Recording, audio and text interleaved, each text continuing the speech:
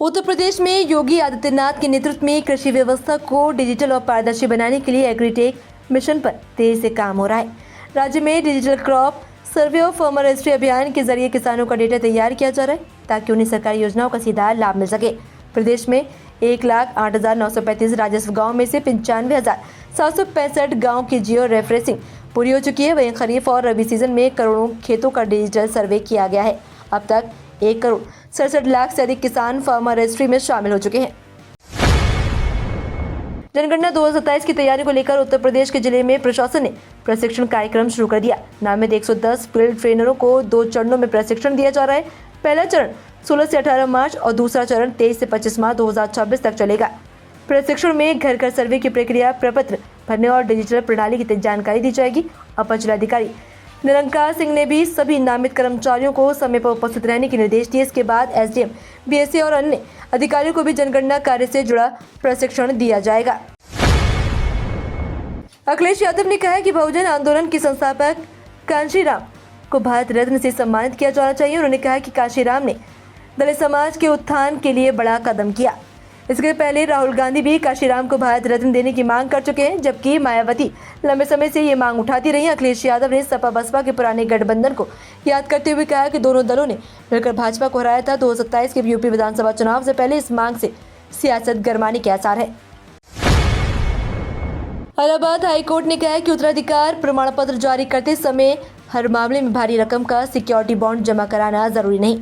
अदालत ने कहा कि यदि आवेदक मृतक का प्राकृतिक वारिस है और अन्य वारिसों को कोई आपत्ति नहीं, तो ऐसी कठोर शर्तों से छूट दी जा सकती है। न्यायमूर्ति मनीष कुमार निगम की एकल पीठ ने कानपुर की अलका सिंघानिया की याचिका पर ट्रायल कोर्ट की सिक्योरिटी बॉन्ड की शर्त हटाते हुए 8 सप्ताह में उत्तराधिकार प्रमाण पत्र जारी करने का निर्देश दिया। मेरठ में गैस सिलेंडर की किल्लत को लेकर सरदना से सपा विधायक अतुल प्रधान ने समर्थकों के साथ कलेक्ट्रेट का घेराव किया। प्रदर्शनकारियों ने प्रशासन के खिलाफ नारेबाजी करते हुए हाथों में तख्तियां लेकर विरोध जताया। अतुल प्रधान ने कहा कि जिले में गैस की भारी कमी है और लोग घंटों लाइन में लगने के बाद भी खाली हाथ लौट रहे। उन्होंने चेतावनी दी कि 48 घंटे में स्थिति नहीं सुधरी तो उग्र आंदोलन किया जाएगा। हंगामे के बाद प्रशासनिक अधिकारियों ने सपा प्रतिनिधिमंडल से वार्ता कर जल्द आपूर्ति सुधारने और कालाबाजारी कर कार्रवाई का भरोसा दिया। एलपीजी गैस बुकिंग में आ रही तकनीकी दिक्कतों से परेशान उपभोक्ताओं के लिए राहत की खबर है। अब उपभोक्ता व्हाट्सएप नंबर 7588888825 या इंडियन ऑयल वन ऐप के जरिए आसानी से गैस सिलेंडर बुक कर सकते हैं। ओटीपी न आने की समस्या के कारण कई उपभोक्ताओं को बुकिंग में परेशानी हो रही है। एजेंसी संचालक गौतम यादव ने बताया कि गैस की उपलब्धता पर्याप्त है, सिर्फ तकनीकी समस्या के कारण दिक्कत आ रही है। उन्होंने उपभोक्ताओं को 8454595555 या 7718955555 पर कॉल कर बुकिंग करने की भी सलाह दी है। हालांकि कई उपभोक्ताओं का कहना है कि ओटीपी समस्या अभी भी बनी हुई है। मुजफ्फरनगर के मोरना क्षेत्र से चौधरी कदम सिंह मेमोरियल आईटीआई कॉलेज में कैंपस प्लेसमेंट के दौरान 27 छात्रों का चयन हुआ। ये चयन महिंद्रा एंड महिंद्रा लिमिटेड सिडकुल हरिद्वार की टीम ने किया। प्लेसमेंट ड्राइव में करीब 60 छात्रों ने भाग लिया, जिनमें से 27 को इंटरव्यू के बाद ऑफर लेटर दिया गया। कंपनी की ओर से deputy general manager HR Vimal Kumar Chaudhary ने साक्षात्कार लिया। कॉलेज प्रबंधक चौधरी सचिन सरोहा ने कहा कि संस्थान छात्रों को 100% प्लेसमेंट और अप्रेंटिस का अवसर देने के अपने वादे को लगातार पूरा कर रहा है। लखीमपुर खीरी के ईसानगर क्षेत्र के हसनपुर कटौली गांव में कोर्ट के आदेश पर मकान गिराने पहुंची प्रशासनिक टीम के सामने हंगामा हो गया। किसान ब्रजेश सिंह अपने परिवार के साथ गांव की पानी की टंकी पर चढ़ गए। मौके पर पहुंचे एसडीएम शशिकांत मणि और सीओ शमशेर बहादुर सिंह पुलिस बल के साथ उन्हें समझाने में जुटे रहे। करीब 2 घंटे की मान मनोबल के बाद परिवार को नीचे उतारा गया और पुलिस ने उन्हें हिरासत में ले लिया। ग्रामीणों का कहना है कि परिवार ने जमीन खरीद कर घर बनाया था, लेकिन जमीन विवाद के चलते अदालत ने मकान गिराने का आदेश दिया है। गाजियाबाद के लोनी बॉर्डर थाना क्षेत्र के बलराम नगर स्थित पंजाब एंड सिंध बैंक में उस समय हड़कंप मच गया जब बैंक के गार्ड ने मैनेजर को गोली मार दी। गोली लगने से 36 वर्षीय बैंक मैनेजर अभिषेक गंभीर रूप से घायल हो गए। उन्हें तुरंत दिल्ली के गुरु तेग बहादुर हॉस्पिटल ले जाया गया, जहां इलाज के दौरान उनकी मौत हो गई। आरोपी के बैंक में तैनात गार्ड रविंद्र ने यह वारदात की। घटना की सूचना मिलने की लोनी बॉर्डर और अंकुर विहार थाना पुलिस मौके पर पहुंची और जांच शुरू कर दी। इस घटना के बाद यूपी की कानून व्यवस्था को लेकर एक बार फिर सवाल उठने लगे हैं।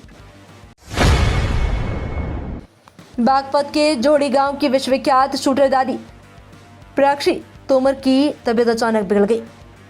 शनिवार देर रात उनकी नाक की नस फटने से लगातार खून बहने लगा है। वे बेहोश होकर गिर पड़ी। परिजन उन्हें पहले बड़ौद के एक निजी अस्पताल लेकर गए, जहां प्राथमिक उपचार किया गया। हालत में सुधार न होने पर डॉक्टर ने उन्हें नोएडा के कैलाश हॉस्पिटल रेफर कर दिया। फिलहाल उनका वहीं इलाज चल रहा है। उनकी बेटी अंतर्राष्ट्रीय शूटर सीमा तोमर और परिवार के सदस्य अस्पताल में मौजूद है। डॉक्टर उनकी स्थिति का लगातार नजर बनाए हुए हैं। स्टाफ सिलेक्शन कमीशन ने एसएससी सीजीएल 2025 भर्ती के लिए 15,125 पदों की अंतिम संख्या जारी कर दी है, जिसमें लाखों अभ्यर्थियों को राहत मिली है। वहीं लखनऊ स्थित director of basic education Uttar Pradesh ने स्पेशल एजुकेटर के 58 पदों पर भर्ती का नोटिफिकेशन जारी किया। इच्छुक अभ्यर्थी 26 मार्च 2026 तक आवेदन कर सकते हैं। दूसरी ओर राज्यसभा में टीईटी परीक्षा को लेकर चर्चा हुई, जहां सांसद धनंजय भीमराव माधिक ने अनुभवी शिक्षकों को टीईटी अनिवार्यता से राहत देने की मांग उठाई। इलाहाबाद हाईकोर्ट ने संभल प्रशासन के उस आदेश को रद्द कर दिया जिसमें मस्जिद के ऊपर सिर्फ 20 लोगों को नमाज पढ़ने की अनुमति दी गई। अदालत ने कहा कि प्रशासन नमाज पढ़ने वाले सभी लोगों की सुरक्षा सुनिश्चित करे और बाधा डालने वालों पर कानूनी कार्रवाई करे। यह आदेश जस्टिस अतुल श्रीधरन और जस्टिस सिद्धार्थ नंदन की बेंच ने दिया। संभल निवासी मुनाजिर खान की याचिका पर सुनवाई करते हुए कोर्ट ने कहा कि कानून व्यवस्था के नाम पर धार्मिक अधिकारों को सीमित नहीं किया जा सकता। गौतम बुद्ध नगर में निजी बस संचालकों की मनमानी के कारण सरकारी बसों का संचालन प्रभावित हो रहा है।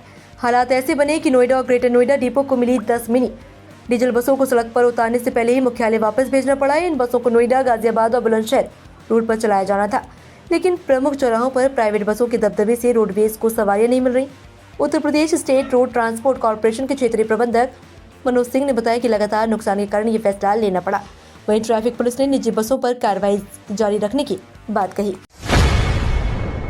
देहरादून की मिनल नेगी ने यूनियन पब्लिक सर्विस कमीशन की सिविल सेवा परीक्षा 2025 में 66वीं रैंक हासिल की। इस उपलब्धि के बाद वे अपनी पूर्व संस्था ग्राफिक एरा यूनिवर्सिटी पहुंची, जहां उनका अभिनंदन समारोह आयोजित किया गया। बीएससी ऑनर्स फिजिक्स की पूर्व छात्रा मिनल ने सफलता का श्रेय कड़ी मेहनत और निरंतर सीखने की आदत को दिया।